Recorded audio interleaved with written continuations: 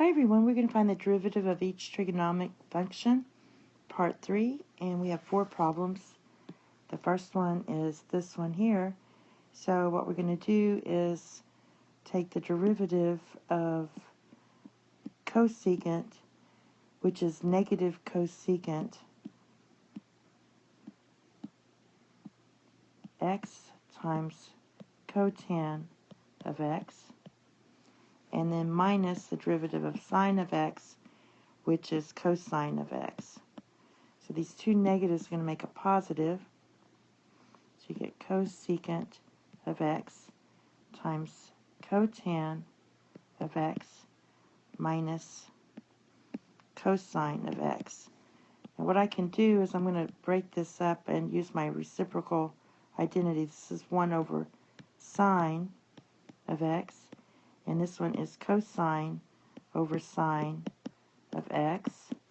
And we have minus cosine of x. So what we get is cosine of x over sine squared. And now if I want to get the common denominator, what I can do is I can just factor out a cosine. So I can factor out a cosine.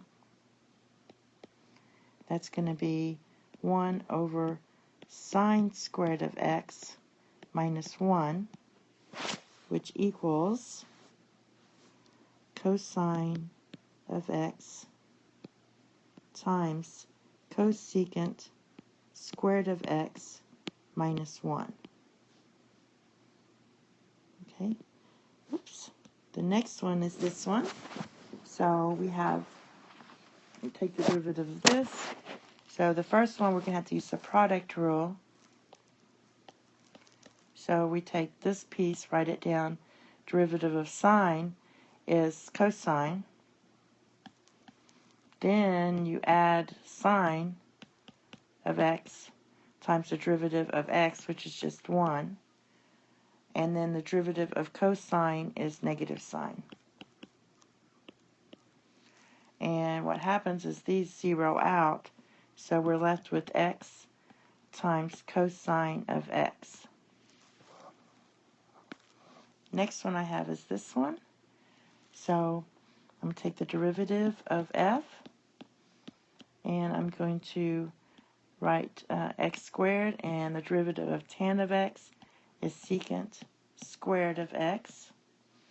Then I'm going to write tan of x times the derivative of that piece, which is 2x. So we end up getting x squared times secant squared x, plus 2x times tan of x. And if we want, you should factor out an x, and you get x secant squared of x plus 2 tan of x. The reason you practice factoring out is because when you get into harder derivatives, you want to be able to cancel things out. So you're just practicing for now. And the last one we have is this one. So we're going to use the product rule.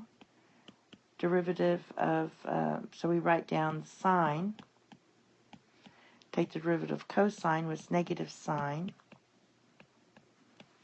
Plus, write down cosine, and the derivative of sine is cosine. And what we get is, let's see, we get negative sine squared plus cosine squared of x, and or you could say cosine squared of x minus sine squared of x. And with your double angle identities, you should know that this is cosine of 2x. And that's all. Thank you. Have a nice day. Bye-bye.